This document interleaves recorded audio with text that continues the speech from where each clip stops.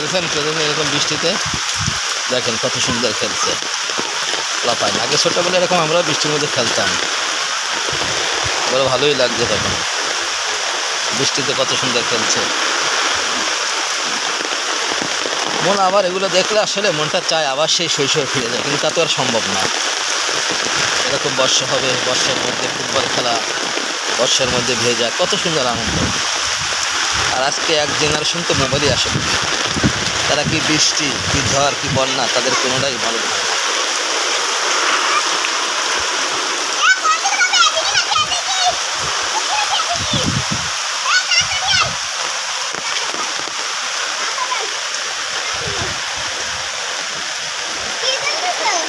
তোকে তুলতেছি,